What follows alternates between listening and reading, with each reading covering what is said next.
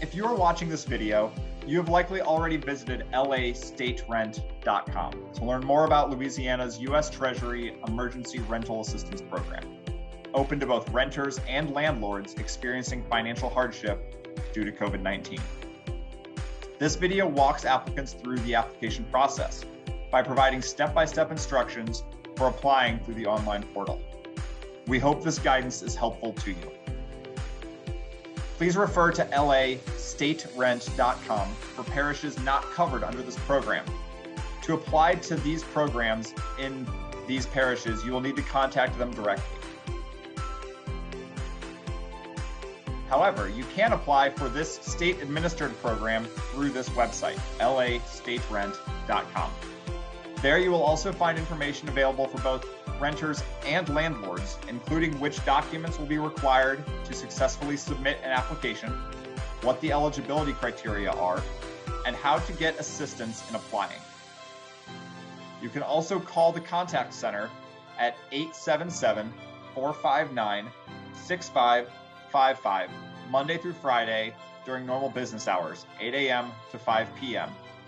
Spanish language materials are also available on the website.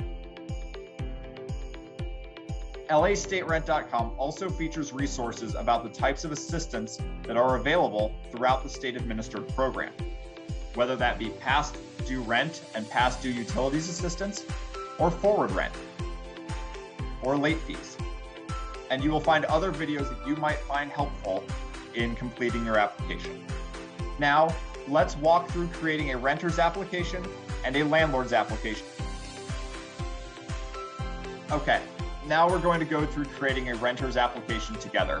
We find ourselves at lastaterent.com, and on this page, as mentioned, we have frequently asked questions that address some common concerns and questions. We also have some resources for renters and landlords available. But we're going to go click Apply Now in the top right corner. When we click Apply Now, we'll get another reminder window that will show us the checklist for renters and landlords so we can make sure we have the right documents that we will need to submit in order to complete our application. To start our renter's application, we are going to need to register for the program. So we are going to click Register here in the bottom left corner. If you need a Spanish language option for your application, you can find that in the top right corner, where you can change it from English to Spanish.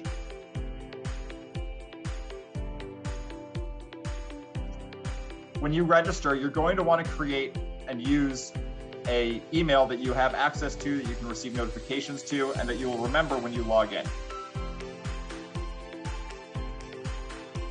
You will also want to create a secure password that you can use that aligns with the rules listed on the website.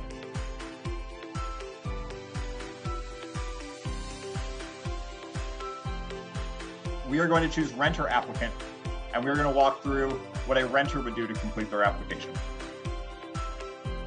Promise us that you are not a robot, and then sign up. You will put in your username, that email you just used, and your password.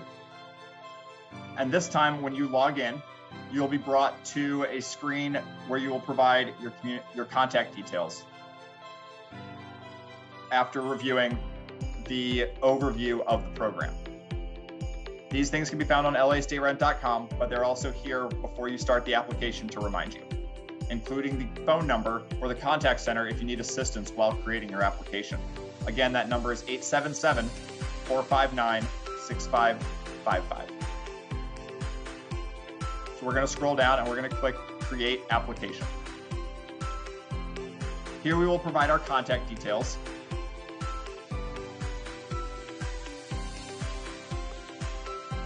And you'll provide your phone number so that we can reach you if you have questions while we are reviewing your application. You'll want to use the same email you used when you logged in so that we can contact you. And then you'll want to put in a rental address. For these purposes, I'm going to create a fake rental address, but you'll want to use your address for your primary residence. For these purposes, I am going to use a made-up residence address here in one of our managed parishes in the program. Now I'm going to make sure to pick the parish in which I reside, in which case this is Bossier Parish. which I will pick from the drop-down, and click Save. Yes. The system will save that, and it's created the application successfully. Now I'm going to answer some eligibility questions that provide insight into the background, the effect that COVID-19 has had on my household, and confirm that I am eligible for the program. So the first question is going to be whether we've been unemployed for the last 90 days or greater, and myself or anyone in my household. I will click yes in this case for our example. I do then also qualify for unemployment benefits in this case. Has someone experienced a reduction in income due to the COVID-19 outbreak? In this case, yes. Our example household, a member has lost their job and so has suffered a reduction in income. We will say no, they've not incurred significant costs in this case because we had the reduction in income, and that would be our answer there that we've experienced. And no. Yes, we are currently behind on our monthly payments in this example. And we have received an eviction notice or experienced housing instability. So yes. Have I or anyone in my household currently or have received in the past any additional financial assistance? That's going to be a no answer. And I am not currently receiving a federal housing subsidy, so I'm going to answer no to that. But I have received unemployment benefits, so I'm going to say yes to this last question. And I'm going to click the LWC box. And let's say our household is also receiving SNAP benefits. So I will, for example, I will also click that. So you will answer these questions as accurately as you can. You're able to provide context if you need to explain something. Maybe that you lost your job in April of last year and were unemployed through August. And those are some of the months that you're behind. And that's when you were unemployed and receiving unemployment benefits. Whatever, if there's anything that you want to explain for the program to understand as we're reviewing and approving your application, this is where you can provide some of that context. We're going to click Submit. The system is going to evaluate the answers to our eligibility questions, and if we are eligible for the program based on how we responded, then we will be brought to this screen, which is the application dashboard. On the application dashboard, you will see an application completion percentage at the top. This says 14% right now. As we complete each section, that number will go up until we reach 100%. In the top left, we can see our application ID number. This would be a good thing to write down for future reference when you call the contact center if you need help after submitting your application. You can also see the address we put in and our name and some of our contact details. You will notice that there is a green check mark, which means that this section has been completed. If you need assistance completing the other sections, feel free to call the contact center. That number is listed again on this page, 877-459-6555. First, we're going to start with the address details. We've already put in our address, and that has been saved in the system. However, we do need to select the unit size. This is important for helping us confirm the fair market rent for your unit and make sure that we can pay you the proper amount of rental assistance. In our case, for this example, we are going to choose a 1-bedroom and update. And you will notice that after this updates, this has received a green check mark and the percentage has gone up to 29%. Next, we are going to put in our landlord details. This is a very, very important section. You want to provide good contact information for your landlord, including an email address, so that we can help the landlord get connected to you in the system so that we can pay the correct landlord on your behalf your total amount of past due rent. So we will use a made-up name for this one and a made-up landlord email.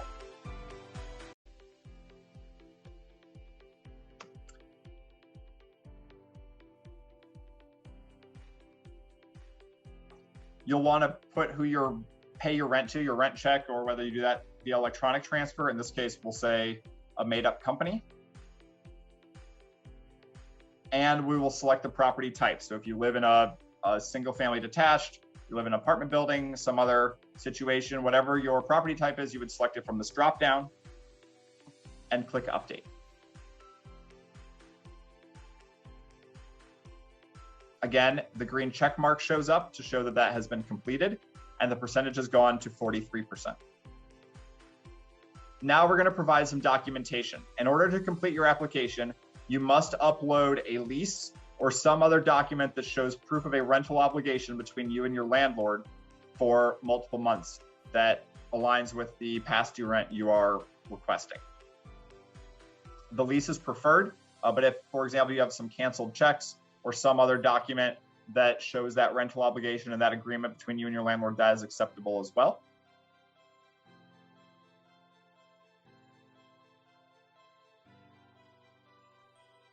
We're going to upload a document, and you'll notice up here in the top right that it says success, file uploaded successfully. That means we have successfully uploaded the document into the spot for the lease agreement.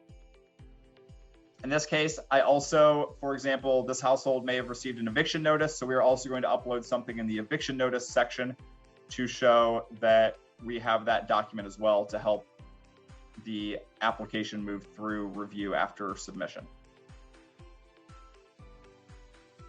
Now that I've done that, you'll notice that the rental documentation section also has a green check mark, and the percentage has gone up to 57%. If at any point while you're working through your application, if you don't have a document on hand, you are able to save after each section, log out, and you can log back in to provide that documentation at a later time if you need to do so.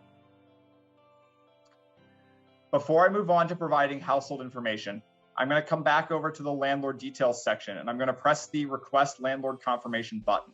This is very important that this is done. If you do not do this, we are not able to link your landlord's application with yours and pay the landlord on your behalf. The landlord will also not receive an invitation and the confirmation code they need in order to connect with you in the system. So we are going to click the request landlord confirmation button, and you'll notice that the status below it will change once we have done so, and we come back in to the application. So I'm going to click update application, and you'll notice that it now says request sent, and it has a confirmation number. You should write this confirmation number down. You may want to text it or email it to your landlord just in case they don't get the email from the system. Next, we are going to put in our expenses. In this example, we are only going to do rental arrears first. We will also add some utility arrears, but we will first start only looking at what we do for rental arrears. So we're going to click the add button, and we're going to input information about our rental arrears. So from the drop down, we're going to select rent, and that will provide us this screen. We're going to put in our monthly rent amount. In this example, we'll use a round number, $500. We're going to pick our lease start date, which we will choose as January 1st, 2020 in this example. And our lease end date, we will say that this is a 2-year lease so that it will end on December 31st of 2021. We are going to be requesting past due and forward rent in this case. And in this case, we have not received any funds from other funding sources such as the LRAP program in 2020 or other federal funding sources, so we're going to put a 0 in this field. However, we did have months that were past due, and so we are going to put in the dollar amount that we owed for those past due months. For example, we are behind on May of 2021, April, and March. In this case, we are only behind 3 months, but we are going to put that in specifically for the correct month. So if you were also behind on November, October, September, other dates in 2020 back to April 1st of 2020, you may also put those months in the system. The system will then calculate the number of months past due and the total past due amount, which in this case is $1,500. We are going to click save. And we have updated that successfully. We are also going to add a utility arrear. Say that we are behind on our utilities. We'll say our electricity bill. In this case, we fall under Entergy. And so we are going to put our full name on the account, which is, and then we will put in an account number. This will be a placeholder example. And the number of months we believe the utility bill is past due, which we'll say is also 3. In this case, the utility provider will be able to provide us information about the total amount that's due and the correct number of months. So we are done with that. And you will now notice that the expenses section has a green check mark and also shows the rent that we input, as well as our electricity bill that we said was past due. The percentage at the top has now gone to 72%, and we have one section remaining before we are done with our application. That section is the household details section. In this section, you are going to put information for each member of the household in order to be able to provide a proof of income amount for the entire household, as well as be able to explain or elaborate on some of those answers we provided earlier about the financial hardship we have experienced due to COVID-19. So I'm going to click edit for the existing person, which is myself, the applicant. When it created this initial record for myself. So I'm going to edit that one first. And on this screen, I am going to fill out the rest of the demographic information for the household member, as well as, if they're over the age of 18, provide a social security number or ITIN in order to be able to confirm that this is a unique individual that I'm stating it is. This will also help us validate the amount of income and benefits received if I was claiming unemployment, in which case I will be. In this case, I will be.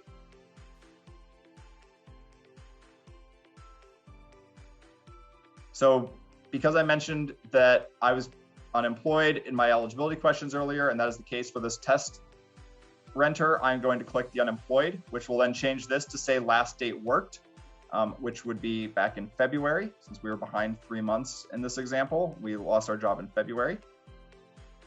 And we'll pick our date of birth, in which case, in this case, we'll do January 1st of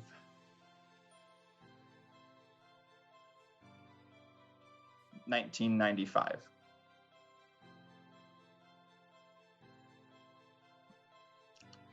Because we were over the age of 18, we will need to put in a social security number. Again, I'm going to put in a placeholder. This is not a real social security number, as far as I'm aware. And if I have put in a number that is already in the system will flag and tell me this is not a unique number. And you will need to contact the contact center if you have that happen to you. Again, that number is 877-459-6555. Now I'm going to put in information about my wages and my income. My income, I can choose from either an annual or a monthly amount. I'm going to choose annual because that's just easier for me based on the documents I have at hand right now. For in this example, let's say I have a 1040 from 2020 and I earned, in this example, let's say $35,000 last year. I'm then going to update a file if I need to, if I have that 1040 on hand. In this case, however, I'm going to click the I elect not to upload income documentation at this time and enable the state of Louisiana to validate my information, my income, and that I've received those unemployment benefits by clicking this checkbox. If you receive any other forms of income, you will need to provide the monthly amounts of those income, for example, annuities, alimony, child support. If you want to put unemployment benefits down here because you had other income you earned during recent months or the last year, you can put that up in this section, and then your unemployment per month in this section. However, if you put information in any of these lines, you will be required then to provide a document attesting to and supporting that dollar amount by clicking the Choose File button and uploading a file for each of those different types of income. I'm going to click Update. It will provide me a window that will calculate, based on all those numbers I just put in the system, my annual income. I will save it. And as I said, it'll say error, social security number already exists.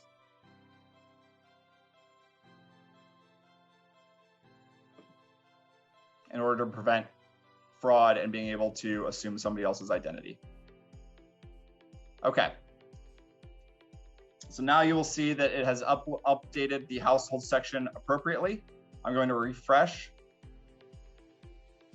And you will see that my percentage is now at 86% and that the household details section is complete for this single member household. If you have other members of your household, it is very important to add any children, any roommates, any spouses or partners, or other members living in your household, so that we can also make sure we have an accurate depiction of the entire income of the household and make sure that you meet the criteria for the program. This can be very, very important if you have a family. You want to make sure we have the right amount of people in the household that rely on that income that is received. The final step before we submit our application is the acknowledgements. We're going to edit the acknowledgements, and now we're going to review the things that I'm agreeing to by providing this information. Basically, that every statement I've made is true and accurate to the best of my knowledge, that I live at the rental property as my primary residence. If there are any utility services being requested, that I'm okay sharing my information with my utility provider to make sure we get the right amount of utilities arrears, and that I do meet the eligibility criteria. So I'm going to go ahead and continue to click through these. Please read them at your leisure as you are finishing your application. Make sure you understand what you are agreeing to. And then you're going to type your name. And you're going to provide a government ID image. This is just to confirm that you are who you say you are.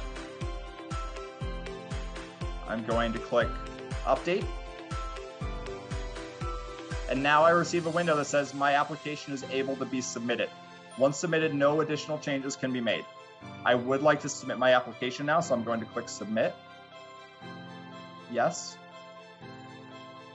And I will be returned to the tenant home screen after I acknowledge that past due utility bills are available for help. And you will notice that this says application status submitted and that it has been 100% completed. As the pop-up window mentioned, I can no longer edit any of the information in my application. But if I had forgotten to send the landlord invitation, I can still send that if I needed to send that invitation again to my landlord. If there is any other information that is needed from me in order to complete my application and get it approved for funding, I may receive a ticket from a case manager working on my file. In order to respond to that and view that, I'm going to click on the envelope, either the gray envelope or the white envelope, which will take me to the message center. In the message center, you'll see any messages from case managers on the right side and any of the tickets or messages I have sent to my case manager on the left.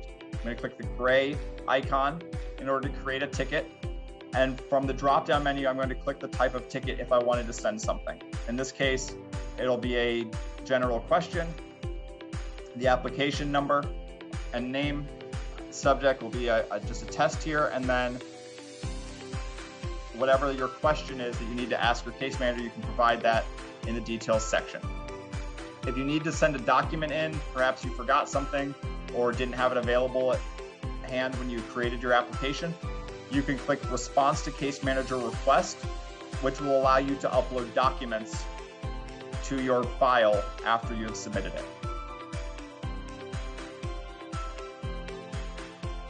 Once the ticket has been sent to your case manager, it will show up on the left-hand side, as I mentioned, and you can follow that communication back and forth at any time by logging back into the portal.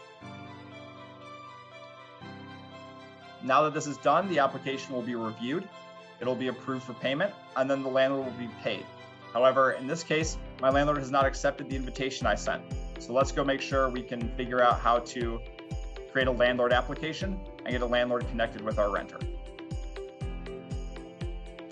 I'm going to go to the same website, lastaterent.com, and click on the Apply Now button. That's going to bring me back to the same page that tenants register at. However, this time, I'm going to make sure I pick Landlord Applicant in order to complete a landlord's application.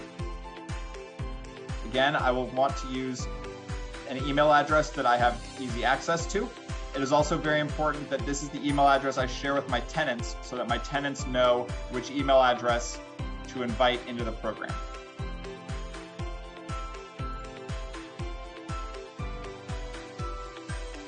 After once again confirming I'm not a robot, I'm going to sign up as a landlord, and I'm going to log in.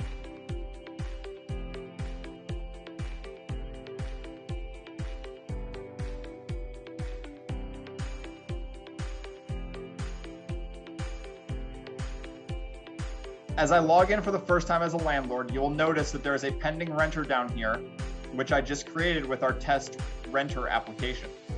Before I am able to connect with them, however, I must create my own application.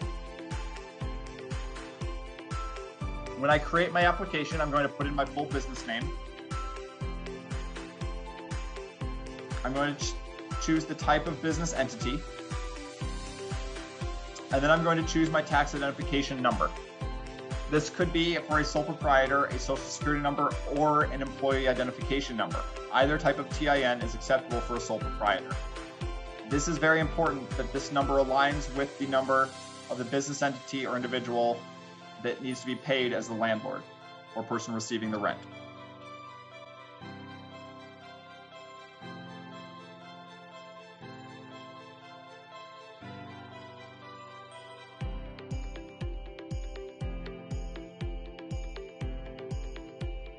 Next, I'm going to input the business address.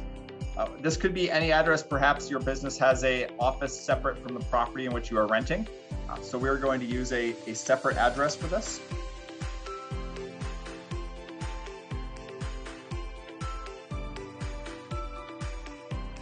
And then we're going to provide the contact details. This could be the individual yourself that's filling out the application, or if you have a member of your company's staff filling out, this could be the best contact details in order to be able to reach them if we have questions about your application.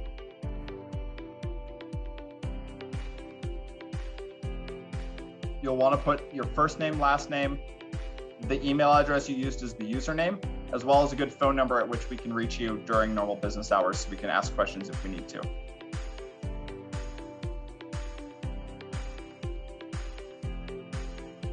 Once I click save, the system will save that information and will ask me some initial brief eligibility questions, whether we own or represent the owners of the property, whether there are current lessees or renters that need rental assistance, and whether myself, the landlord, or all of the lessees are already receiving funds. In this case, no, none of the renters are receiving any additional funds, but they could be.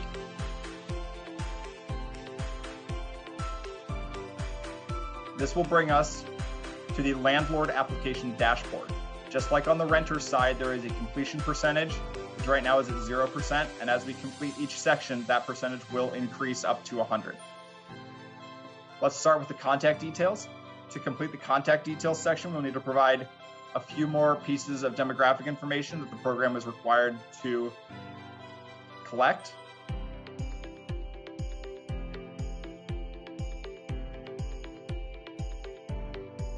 And then we will go ahead and submit this information.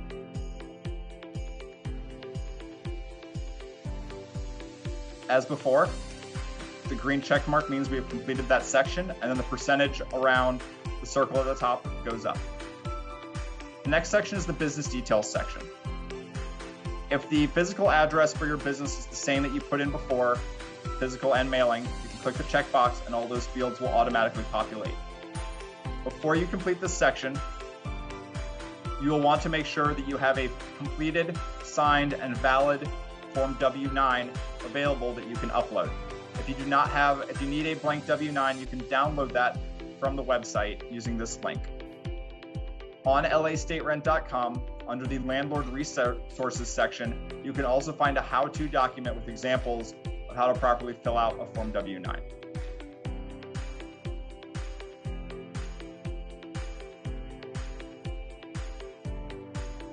Once I've completed these steps, I will update that section, and I see the green check mark, which means the document was successfully retrieved and uploaded, and the information is correct. Next, I'm going to update the payment information section. It is very important that the payee name, regardless of whether you choose electronic transfer, which is ACH, or pay by check, that the payee name is the same as line 1 on the Form W-9 I just provided. If these things do not match, we cannot pay the landlord, pay you as the landlord, and we want to make sure that it is correct and accurate so we're paying the right individual or company.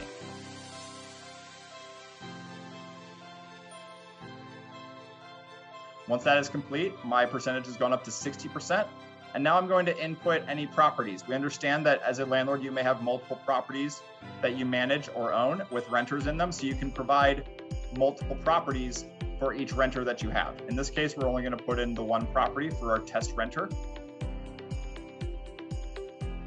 We're going to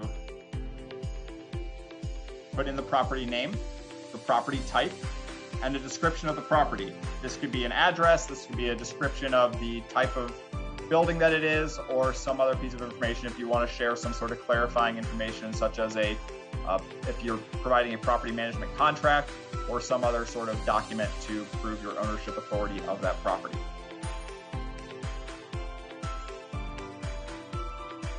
In this case, I'm just going to put in the address, and then I am going to choose the file, which could be a property tax assessment statement. It could be a deed. It could be a property management contract if you're a property management company. Whichever document shows that you are legally obligated and required to receive that rent and that you have that relationship with the tenant, that's the best document that you can provide.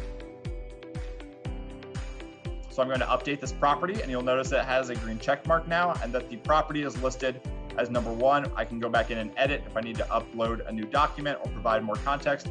I can also click add to be able to add more properties if I need to. Now that we've completed those sections, we're going to go down to the acknowledgements. This is where, as a landlord, I will read all the terms and conditions and certifications that I will be required to abide by if I choose to receive these funds. I strongly recommend that you take time to read through these as you're completing your application.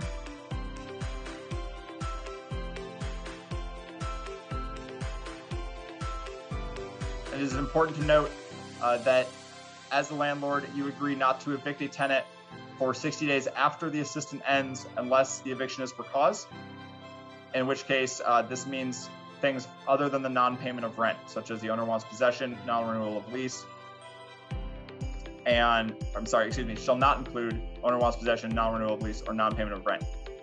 For cause could be things like violating health, safety, or peaceable enjoyment of the property clauses. You'll complete this section. You'll provide the certifier's name, the person that's filling out the application, their title, and then provide a government ID just to confirm that you are who you say you are, and update.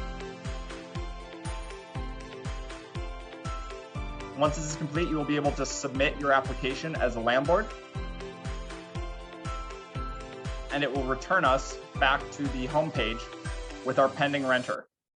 Now you will notice there is an action button over to the left that will allow us to connect with our pending renter. I'm going to click on the red icon, but before I do so, I'm going to make sure I note the confirmation number over here on the right. This will be very important. This is the way I connect with my renter, so I'm going to copy this number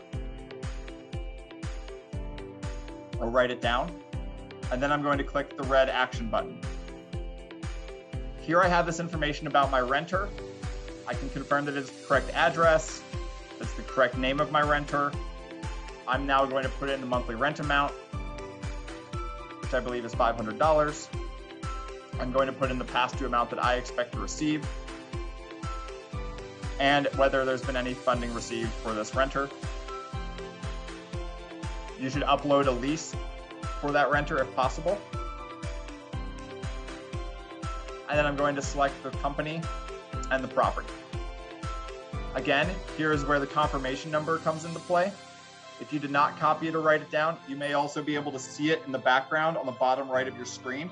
In this case, I did copy it, and I'm going to click that I confirm this renter is my tenant. Once I click approve, I will not be able to edit any of this information for this specific renter. So if I put in the wrong past due amount or the wrong monthly rental amount, I may need to correct that later by providing a ticket. But I got it correct, so I'm going to submit and approve this renter is connected to me, and now I notice that they show up under registered renters in the top section of my application. If I have other renters in this property or other properties that are eligible for the program, I may want to invite them using the invite renter button, and once they have joined and input my email address and sent that link like we described earlier, they will show up under my pending renters section. Finally, just like with the renter application, if I need to send a message to a case manager or to the program, if I have a question about something with my application or one of my tenants' applications, I can go to the message center and I can send a message, a different type of ticket, depending on what my question is. I can also make sure that I align it with my correct application for my property.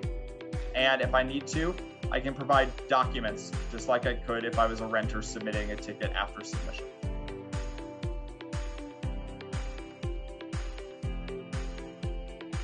This concludes the walkthrough of the tenant and landlord applications on lastaterent.com's application portal. Next, we're going to talk about some common questions that come up during the application and review process. Here are a few common questions we receive from applicants. The first question, what should I do if I am having trouble with the online application or do not understand the process or have some internet connectivity challenges? The best way to address any of your problems with the online application is to look for resources at lastaterent.com or call the contact center at 877-459-6555. They're available to assist you Monday through Friday between the hours of 8 a.m. and 5 p.m. However, if you need assistance getting started and are having internet challenges, applicants can also call in and apply by phone. However, this leads to question number 2. What is the preferred method of applying? Submitting an application through lastaterent.com is the fastest method and the preferred method. However, the application portal is also accessible via your smartphone. And like I mentioned, if you need assistance getting started and you have internet issues, applicants may call in and be assisted in starting the application process by phone. The best results come from using a Google Chrome browser.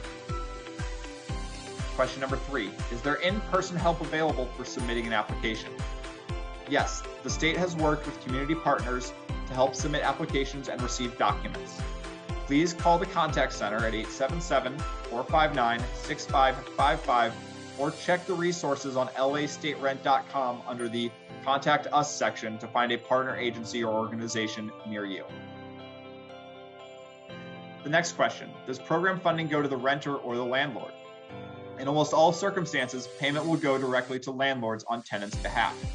Federal rules provide that if a landlord refuses to participate in the program, a renter can still apply and receive direct payment. However, this process does take longer. Is there a deadline to submit my application? No, there is no set deadline for application submission. However, applications will be accepted until all funds are expended, and funds across the state are limited. What if I'm having trouble uploading documents or saving changes to my application within the applicant portal? As mentioned, ensure you're using an updated internet browser. Google Chrome is preferred, but others may work, or on your phone when trying to upload documents in the applicant portal. If your computer is still having issues saving new documents or information, please log into the applicant portal on your phone, and then you can submit those documents or information using your phone's browser. Pictures are also accepted for documents if you're not able to scan them. As a reminder, applicants will see notifications in the portal when uploaded files have been accepted, that green banner in the top right corner.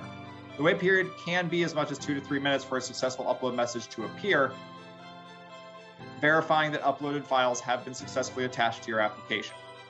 Should you continue to experience challenges, however, please contact the contact center at 877-459-6555 and they can help you address those issues.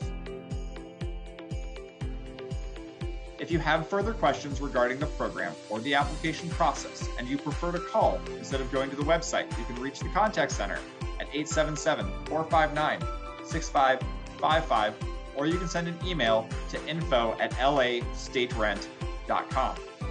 Again, renters and landlords can apply. Information and documentation will be required from both parties prior to payment, and those resources and document checklists are available on lastaterent.com. To begin your application and to find additional information, including other helpful videos, you can visit lastaterent.com. On the website, you will find a list of our community providers around the state available for applicant support, an overview of the application process, including user guides that go step by step through this video that we just went through to apply as a tenant or a landlord. You can find frequently asked questions and their answers, including questions that came from previous information sessions held across the state and virtually. You can find recordings of previous virtual information sessions held for the program, and materials are available in Spanish and English. We hope you found this information helpful. Thank you for watching, and please remember to visit lastaterent.com for more information. I think that's all I've got.